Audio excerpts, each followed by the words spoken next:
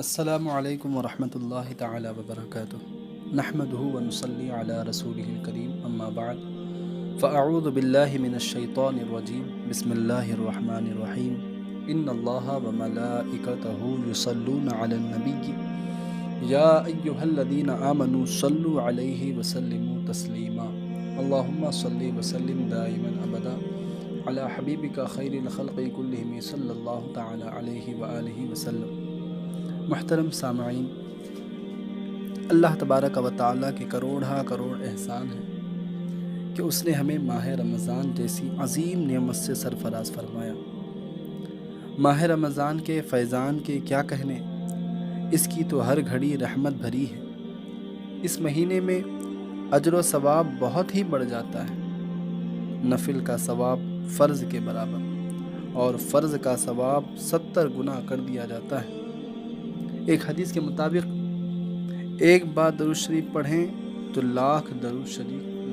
درود شریف کا ثواب ملتا ہے۔ ایک اور حدیث میں آتا ہے کہ جو کوئی رمضان المبارک میں ایک بار سبحان اللہ کہے اس کو اس قدر ثواب ملے گا جو غیر رمضان میں 1,00,000 بار سبحان اللہ کہنے پر ملتا ہے۔ ایک اور روایت کے مطابق عرش اٹھانے والے فرشتے روزے داروں کی دعا پر آمین کہتے رہتے ہیں۔ اور الترغیب والترہیب کی ایک روایت کے مطابق رمضان کے روزہ دار کے لیے دریا کی مچھلیاں افطار تک دعائے مغفرت کرتی رہتی ہیں۔ سبحان اللہ، یہ ماہ رمضان کی عظمتیں ہیں۔ ماہ رمضان کے فضائل کے متعلق اگر گفتگو کی جائے تو یہ ماہ رمضان ہر اعتبار سے اس کا لمحہ لمحہ برکت والا ہے، اس کا لمحہ لمحہ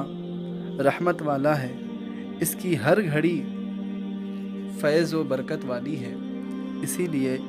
آپ دیکھیں ایک حدیث شریف میں آتا ہے کہ رمضان شریف کی ہر شب آسمانوں میں صبح صادق تک ایک منادی یہ ندا کرتا ہے، ایک آواز لگانے والا یہ آواز لگاتا ہے، اے اچھائی مانگنے والے ختم کر، اچھائی مانگنا اور خوش ہو جا کیونکہ تیری دعا قبول ہو چکی ہے، اور اے شریر شر سے باز آ جا اور عبرت حاصل کر۔ اور کہا جاتا ہے کوئی مغفرت کا طالب کہ اس کی طلب پوری کی جائے، ہے کوئی توبہ کرنے والا کہ اس کی توبہ قبول کی جائے، ہے کوئی دعا مانگنے والا کہ اس کی دعا قبول کی جائے، ہے کوئی سائل کہ اس کا سوال پورا کیا جائے۔ اللہ تبارک و تعالی رمضان المبارک کی ہر شب میں افطار کے وقت 60,000 گنہگاروں کو دوزخ سے آزاد فرما دیتا ہے، اور عید کے دن سارے مہینے کے برابر گنہگاروں کی بخشش کی جاتی ہے۔ محترم سامعین، اس حدیث پاک سے آپ بخوبی اندازہ لگا سکتے ہیں کہ رب تبارک و تعالیٰ کی رحمتیں اور اس کی مغفرتیں کس طرح ماہ رمضان میں گنہگار بندوں کو عطا ہوتی ہیں۔ اور دوسری حدیث پاک ملاحظہ فرمائیں کہ سرکار مدینہ راحت قلب و سینہ صلی اللہ تعالیٰ علیہ وسلم نے ایک موقع پر ارشاد فرمایا، جب رمضان کی پہلی رات ہوتی ہے تو اللہ تبارک و تعالیٰ اپنی مخلوق کی طرف نظر فرماتا ہے، نظر رحمت فرماتا ہے، اور جب اللہ رب العزت کسی بندے کی طرف نظر فرمائے تو اسے کبھی عذاب نہ دے گا، اور ہر روز 10 لاکھ گنہگاروں کو جہنم سے آزاد فرماتا ہے۔ اور جب 29ویں رات ہوتی ہے تو مہینے بھر میں جتنے آزاد کیے ان کے مجموعے کے برابر اس ایک رات میں آزاد کرتا ہے۔ پھر جب عید الفطر کی رات آتی ہے، ملائکہ خوشی کرتے ہیں اور اللہ عز و جل اپنے نور کی خاص تجلی فرماتا ہے اور فرشتوں سے فرماتا ہے، اے گروہ ملائکہ، اے جماعت ملائکہ، اے فرشتوں کی جماعت، اس مزدور کا کیا بدلہ ہے جس نے کام پورا کر لیا، جس نے اپنا کام پورا کر لیا، جس چیز کا حکم دیا گیا تھا اس نے وہ حکم پر عمل کیا۔ تو فرشتے عرض کرتے ہیں، اے پاک پروردگارہ، اس کو پورا اجر دیا جائے، اس کو پورا بدلہ دیا جائے۔ تو اللہ عز و جل ارشاد فرماتا ہے، میں تمہیں گواہ کرتا ہوں، میں خالق و مالک تم فرشتوں کو گواہ کرتا ہوں کہ سنو، میں نے ان سب کو بخش دیا۔ سبحان اللہ، میں نے ان سب کو بخش دیا، میں نے ان سب کو مغفرت عطا فرما دی۔ محترم سامعین، یہ حدیث پاک بھی ہمیں اس بات کو واضح انداز میں بتاتی ہے کہ رب تبارک و تعالی ماہ رمضان میں اپنی مغفرتوں کے دروازے ہر گنہگار کے لیے کھول دیتا ہے، جس سے کہ ہر گنہگار بندہ جس کو رب تبارک و تعالی چاہتا ہے وہ اس سے فیض پا لیا کرتا ہے۔ یہ تو رمضان المبارک کے عام دنوں کی بات رہی، لیکن رمضان کے جمعہ کے متعلق میں آپ کو بتاؤں کہ رمضان کا جمعہ کتنی فضیلت کا حامل ہوا کرتا ہے۔ حضرت سیدنا فقی ابو اللہ سمرقندی رحمۃ اللہ تعالی علیہ نے ایک طویل حدیث نقل کی ہے، جس میں یہ بھی ہے کہ اللہ تبارک و تعالی ماہ رمضان میں روزانہ افطار کے وقت 10 لاکھ ایسے گنہگاروں کو جہنم سے آزاد فرماتا ہے جن پر گناہوں کی وجہ سے جہنم واجب ہو چکا تھا۔ 10 لاکھ گنہگار، 10 لاکھ ایسے گنہگار جن پر جہنم واجب ہو چکا تھا ان کے گناہوں کے سبب، رب تبارک و تعالی ان کی مغفرت فرماتا ہے، انہیں جہنم سے آزادی عطا فرماتا ہے۔ اور ساتھ ہی ساتھ جمعہ کی شب اور جمعہ کے دن، یعنی جمعرات کے غروب آفتاب سے لے کر جمعہ کے غروب آفتاب تک، سورج ڈوبنے تک کی ہر گھڑی میں ایسے 10 لاکھ گنہگاروں کو جہنم سے آزاد کیا جاتا ہے جو عذاب کے مستحق قرار دیے جا چکے ہوتے ہیں۔ اور جب رمضان المبارک کا آخری دن آتا ہے تو پہلی رمضان سے لے کر اب تک جتنے آزاد ہوئے تھے اس کی گنتی کے برابر اس آخری ایک دن میں آزاد کیے جاتے ہیں۔ سبحان اللہ۔ محترم سامعین، آپ اس حدیث پاک سے بھی اور اس طویل حدیث سے بھی آپ نے اندازہ لگا لیا ہوگا اور آپ کو یہ علم ہو چکا ہوگا کہ رب تبارک و تعالی ماہ رمضان میں کتنے بڑے بڑے گنہگاروں کو معاف فرماتا ہے۔ روزانہ تو افطار کے وقت 10 لاکھ لوگ مغفرت پاتے ہیں، لیکن جمعہ کے دن اور جمعہ کی رات میں اس کی ہر گھڑی میں، ہر سیکنڈ میں، ہر آن میں اللہ تبارک و تعالی 10 لاکھ گنہگاروں کو جہنم سے آزاد کرتا ہے، اور جو عذاب کے مستحق قرار دیے جا چکے ہوتے ہیں ان کو بھی جہنم سے نجات مل جایا کرتی ہے۔ محترم سامعین، تو اللہ تبارک و تعالی ماہ رمضان کے جمعہ میں کیسی بخششوں کی بارش فرماتا ہے، لیکن آج کا جمعہ ماہ رمضان کا وہ جمعہ ہے جو ہمارے لیے آخری جمعہ ہے، یعنی اب اس جمعہ کے بعد رمضان کا دوسرا جمعہ ہمیں نصیب نہیں ہونا ہے اس سال کا۔ اگر اللہ نے عمر دراز کی صحت و سلامتی کے ساتھ تو انشاءاللہ آئندہ سال ہم جمعہ پائیں گے رمضان کا، لیکن اس سال کے لیے یہ جمعہ آخری جمعہ ہے، یہ آخری جمعہ ہے اور یہ الوداعیہ جمعہ ہے۔ حضرات گرامی، الوداعیہ جمعہ ہو یا الوداعیہ آن ہو، بلکہ رمضان المبارک کا آخری دن جب ماہ رمضان کی آخری رات آتی ہے تو اس وقت کیا ہوتا ہے، آئیے میں حدیث پاک کی روشنی میں آپ کے سامنے بیان کروں۔ حضرت سیدنا جابر رضی اللہ تعالی عنہ سے مروی ہے، سرکار مدینہ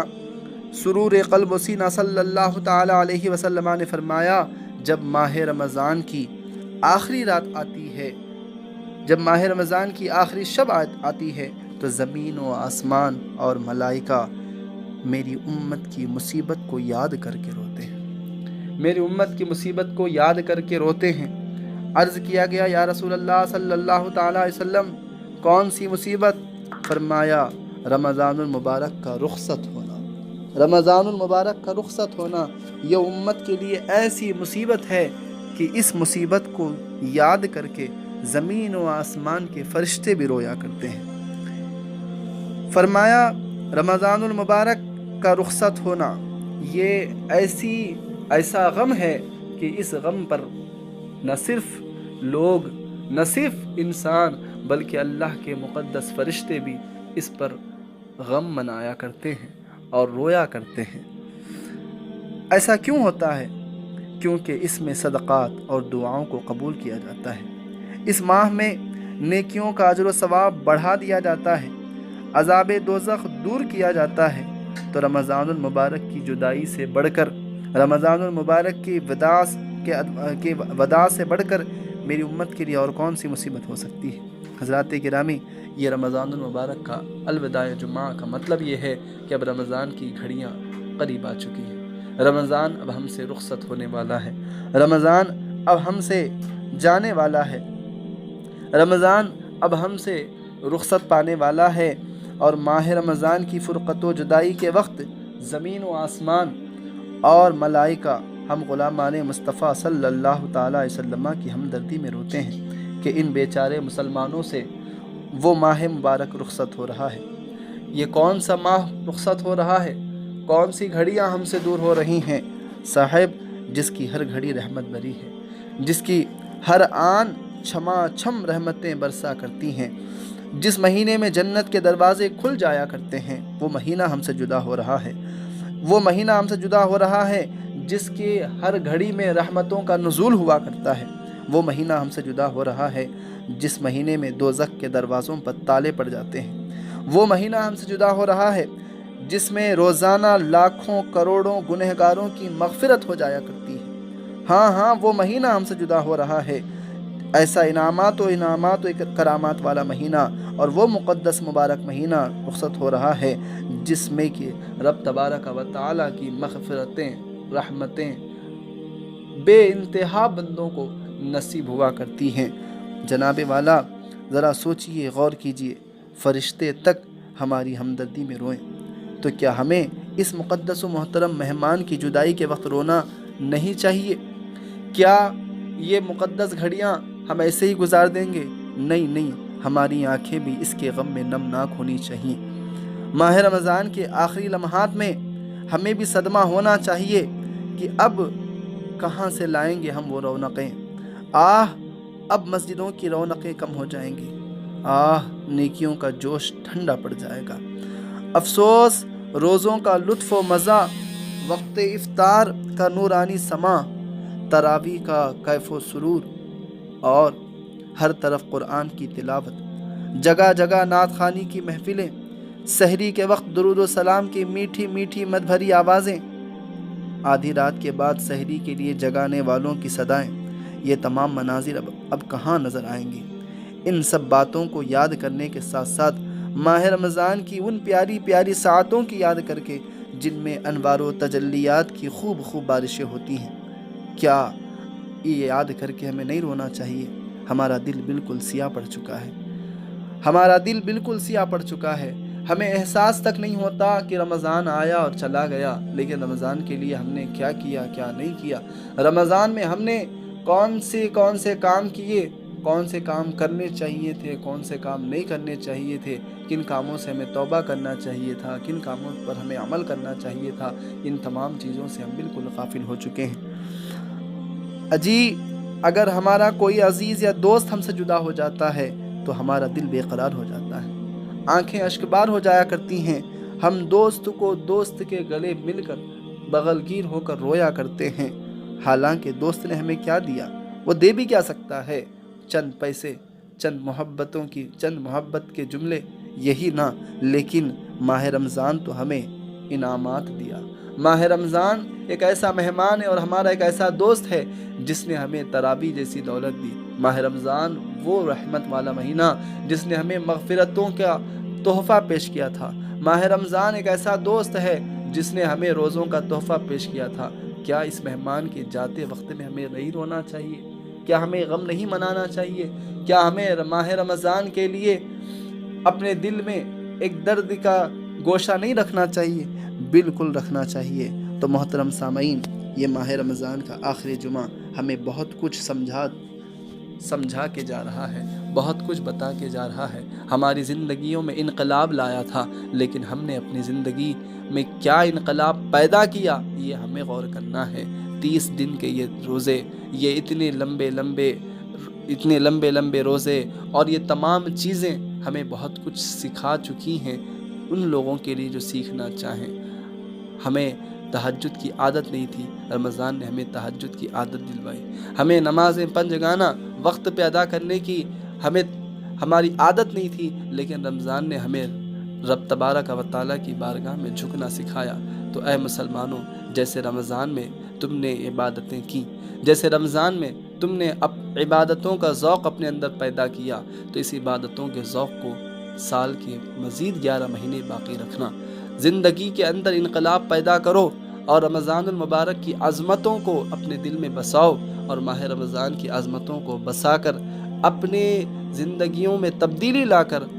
جس طرح تم نے ماہ رمضان کے روزے رکھے، اب غیر رمضان میں بھی نفل روزے رکھنے کی کوشش کرو۔ جیسے رمضان میں تم نے نمازیں ادا کیں، ویسے ہی غیر رمضان میں بھی پورے 5 وقتہ باجماعت نمازیں ادا کرنے کی کوشش کرو، اور جس طرح سے تم نے ماہ رمضان میں اپنی زبان کو گالی گلوچ سے روکے رکھا،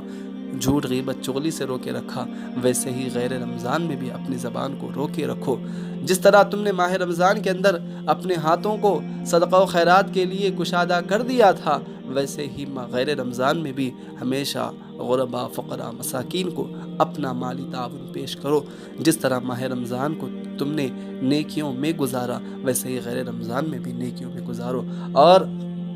اپنی زندگی کے لمحے لمحے کو یہ سوچتے ہوئے اس خیال کے ساتھ گزارو کہ یہ رمضان بھی شاید ہمارا آخری رمضان ہے، اور ویسے ہی ہمارا ہر دن، ہر لمحہ، ہر ساعت ممکن ہے یہ ہمارے لیے آخری دن اور آخری لمحہ اور آخری سانس ہو۔ محترم حضرات، میں